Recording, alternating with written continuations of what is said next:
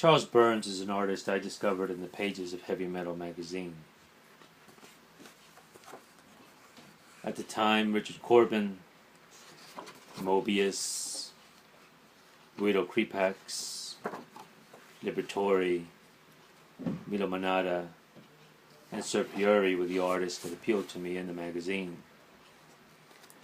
Burns' cartoonish artwork did not, at all, and I ignored the story that went with those stories. Earl Grey has done a series of videos, and it's made me reconsider Burns. In fact, it made me appreciate him. And it's for these particular stories here.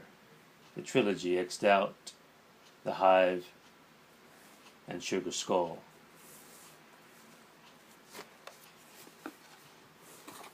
And for panels and pages like these. You have the narrator. He sees a man through a window. The man is smoking. It's a middle-aged man.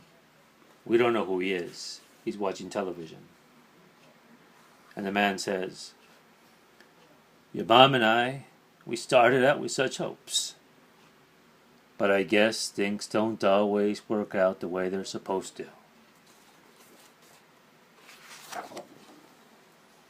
He's watching television where a dog is on a log going down river.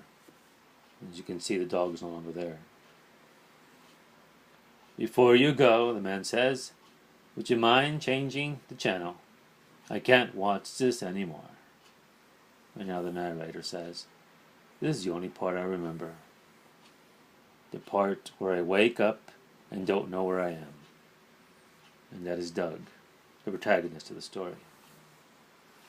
Then we have this page here.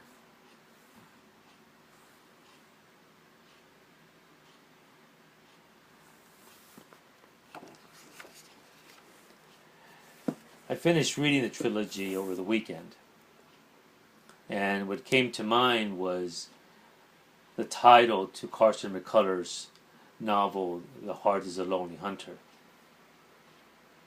where you have these sad and pathetic characters in the novel.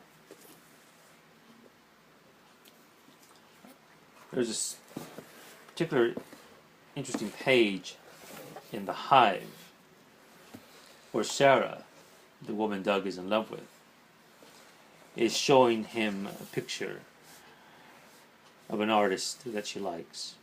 And you have a half-naked woman whose head is a house. And Sarah's asking Doug does the woman feel safe? Does she feel secure? Or does she feel trapped?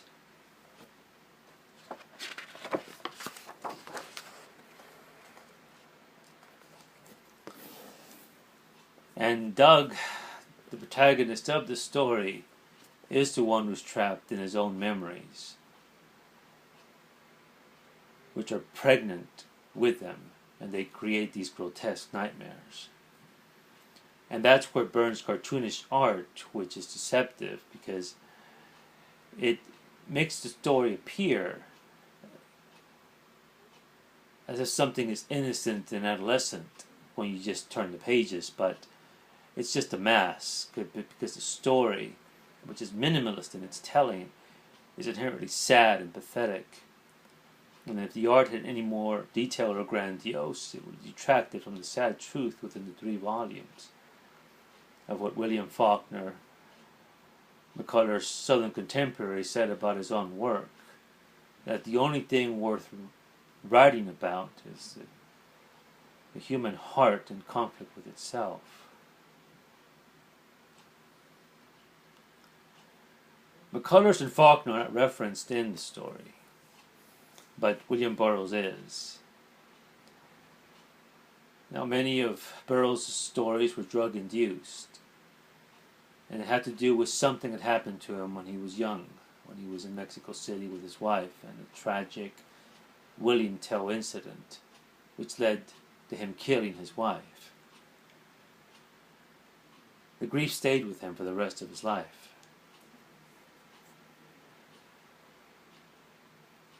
One lives with grief. I don't think one ever overcomes it. But some are more able to than others. After reading this, I listened to a piece by MOBY that I particularly like, and I'll link it below. It's one of my favorites by him. Charles Burns.